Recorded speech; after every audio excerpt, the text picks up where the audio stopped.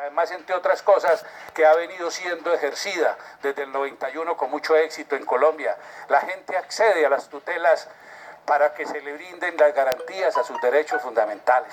Lo que uno no entiende es cuando en un fallo de tutela que son de carácter individual,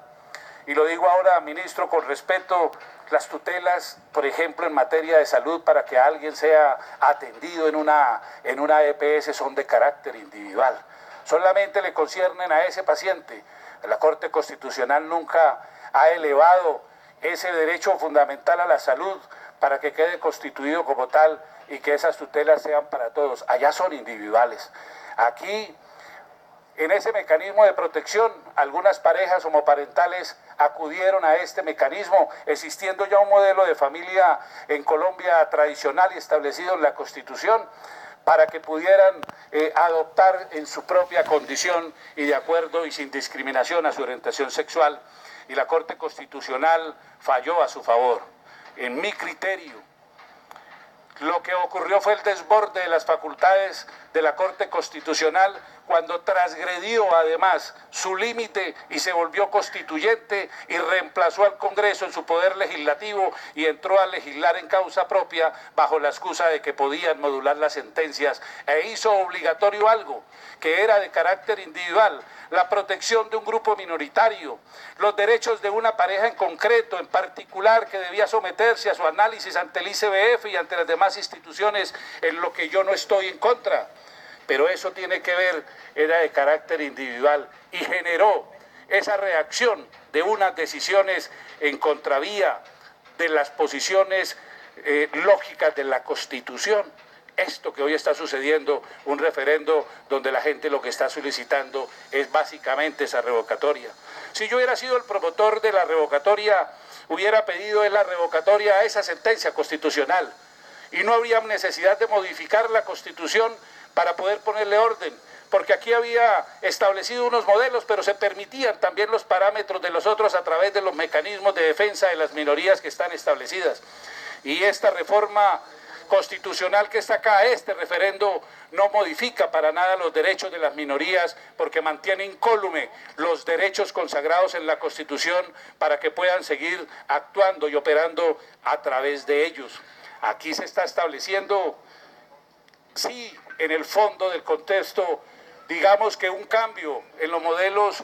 de familia, pero no se les olvide que quien hizo el cambio fue la Corte Constitucional en una sentencia, que es lo que le quería referir a lo expresado por las doctoras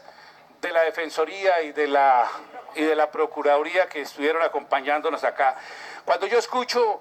las razones de inconstitucionalidad de este referendo, escucho que se basan todas en sentencias de la Corte Constitucional, ni siquiera en normas de orden constitucional como tal. Se limitan a decir que la Corte Constitucional dijo o desarrolló, y se les olvida que la voluntad del pueblo está por encima de los dictámenes de la Corte Constitucional y del propio Congreso de la República. Y ahí es donde quiere este referendo llegar, este y cualquier otro referendo que llegue acá, independientemente de si el objeto o el fondo nos gusta o no. Seguramente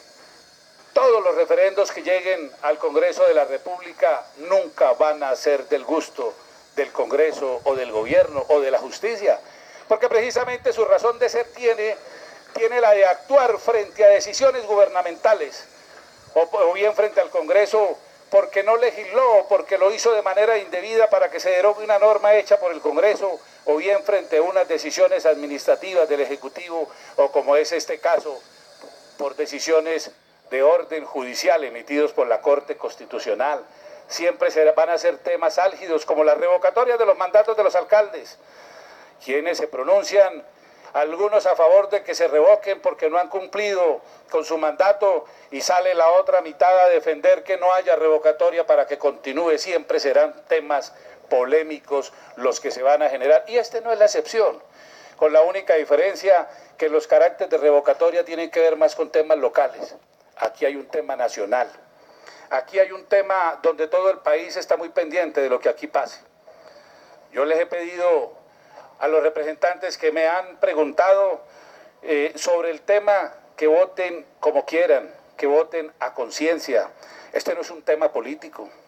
Aquí no está en fondo la ideología política de un partido en concreto. Aquí no está en el fondo ningún proceso de elección que pueda provenir. Este es un tema de formación de cada uno de los representantes que tienen que responderle a una comunidad en el toma de sus decisiones.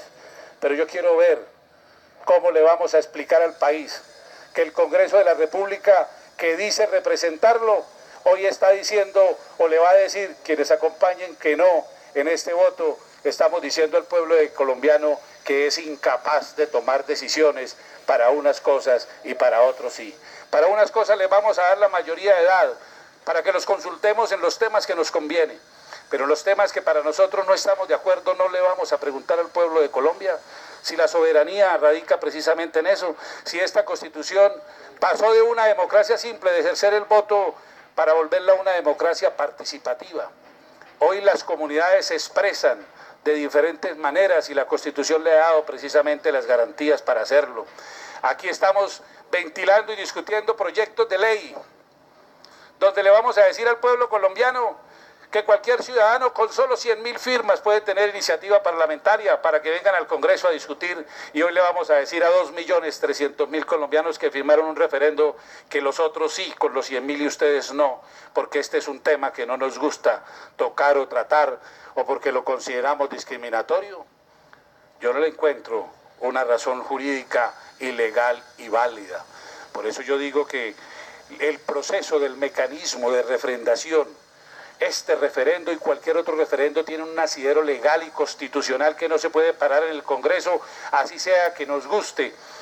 o no nos guste este tema. Yo los invito a ustedes, compañeros, a que defendamos los principios democráticos, a que defendamos la Constitución, a que defendamos la soberanía popular, a que defendamos que el pueblo colombiano es el que debe tomar la última iniciativa, y no con el cuento de que es que la decisión de las mayorías va a vulnerar los derechos de las minorías, que están salvaguardadas en la Constitución política a través de diversos mecanismos, como cuando nosotros establecemos, y traigo solamente a manera de ejemplo, aquí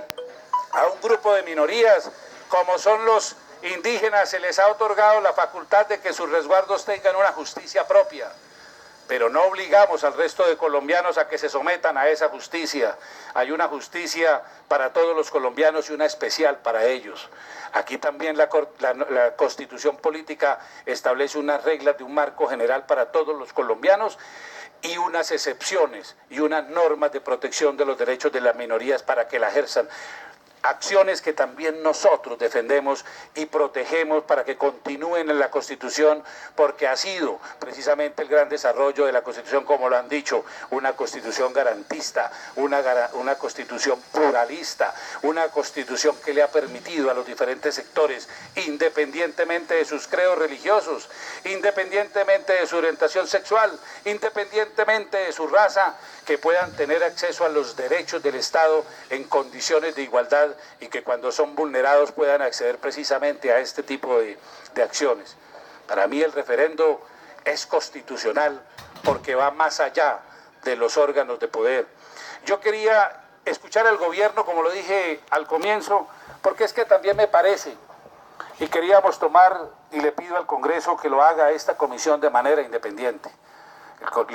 La Constitución política ha separado los poderes públicos,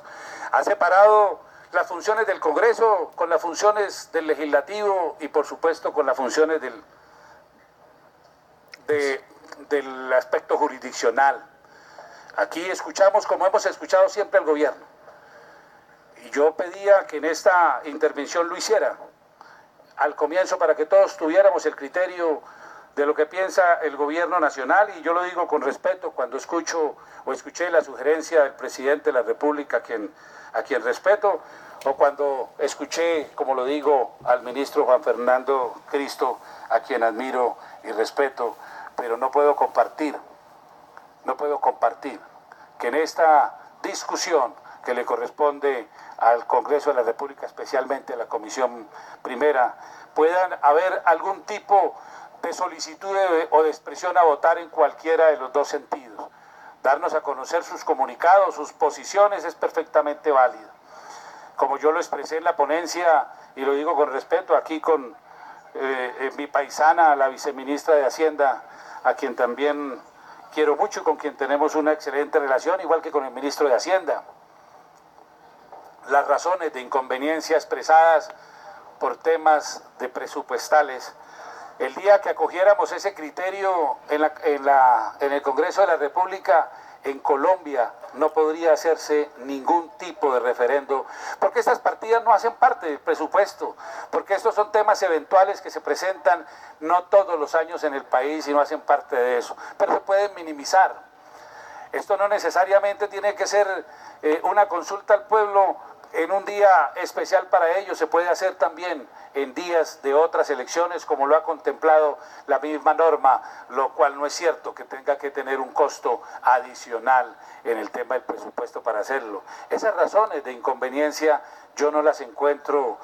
ajustados para decir que el criterio económico sea el criterio para decir que no. Yo termino, presidente, diciéndole que al final, después de que podamos escuchar la intervención de quienes fueron promotores de esta iniciativa y por supuesto la posición de las diferentes bancadas, que se me permitan 3 minutos para hacer la conclusión antes de abrir la votación, pero no sin antes, presidente, expresar y ratificar mi convicción democrática, mi convicción como liberal. Aprecio y respeto mucho al Partido Conservador, mi padre era conservador. Nos dejó bien formado. Si me reciben, allá estaré. Pero defiendo las ideas liberales. Soy demócrata y no puede haber en Colombia una postura, no puede haber en Colombia una postura más liberal que la de defender los postulados populares, la de defender la iniciativa popular y la de respetar la soberanía del pueblo. Yo podré llegar esta noche a mi casa con toda tranquilidad, señor presidente, independientemente del resultado de hoy, así termine con mi voto, pero tendré la satisfacción de poder decirle con toda dignidad, porque lo hago por la dignidad del Congreso, por la independencia de este Congreso, que votemos nosotros a conciencia, y podré hoy, con toda seguridad, abrazar a mi familia esta noche y mirarla a la cara sin ningún asomo de vergüenza. Gracias, presidente. A usted, al representante, yo quiero aprovechar para...